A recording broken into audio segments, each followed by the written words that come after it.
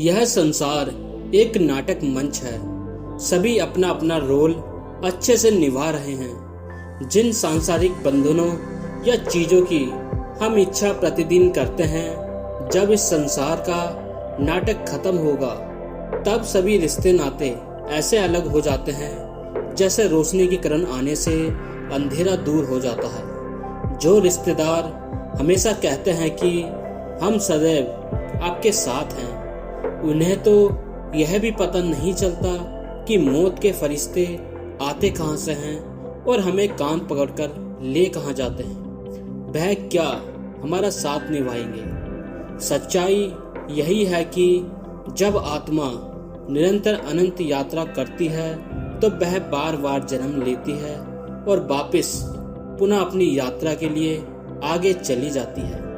कई लोग ऐसे भी देखे हैं कि वे सांसारिक सुख की मांग निरंतर ईश्वर के सामने रखते रहते हैं। यह सांसारिक सुख कुछ ही क्षण के लिए हमें खुशी या आनंद दे सकता है, फिर नई इच्छा फिर से उत्पन्न हो जाती है। जब वह इच्छा पूरी होती है फिर एक और इच्छा जन्म लेती है। यह क्रम अविरत गति से चलता ही रहता है। जैसे हम नया फोन जब लेते हैं तो इतने सपने हमने बनाए होते हैं कि यह करेंगे फोन में, या गेम खेलेंगे, वीडियो बनाएंगे, लेकिन यह सब इच्छाएं फोन के 1-2 सप्ताह में ही पूरी हो जाती है। फिर मन नई इच्छा की तलाश में निकलता है। तो जीवन के असल मकसद को समझो भाइयों, यह भूलोक हमारा असल घर नहीं है। मनुष्य जन्म बहुत ही दुर्लभ है, लेकिन इस देह में जन्म लेने के बाद भी हम पशुओं से भी बदतर जीवन जी रहे हैं, प्रकृति के विरुद्ध कार्य कर रहे हैं। वो कैसे? पशु एक विशेष ऋतुकाल में ही सहवास करते हैं, लेकिन मनुष्य बिना किसी उद्देश्य के बस मनोरंजन के लिए ही शरीर का सार तत्व वीर्य को बेवजह अंधों की तरह बहा रहा है। ऋतु परिवर्तन भी एक विशेष समय में ही होता है।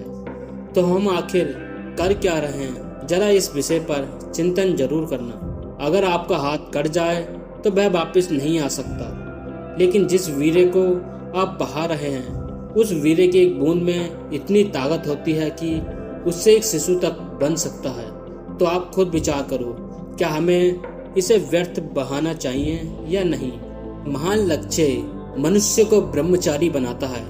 कोई भी महान प्राप्तव्य वस्तु ब्रह्मा है, तो ब्रह्मा का सामान्य अर्थ हुआ महान लक्ष्य, महान आदर्श।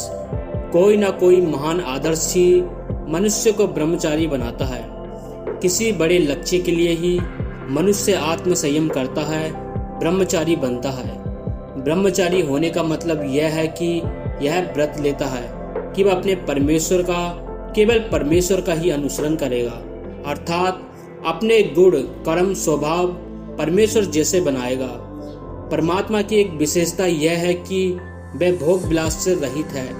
यह उसकी व्रत पालन की ही घोर तपस्या है, जिसके कारण उसके अंदर के देव जाग उठते हैं और उनके अनुसार बाहर के जगत व्यापी देव उसकी अनुकूलता में खड़े हो जाते हैं, और इस प्रकार यह सब ब्रह्मांड उसके लिए मजाक जैसा हो जाता है।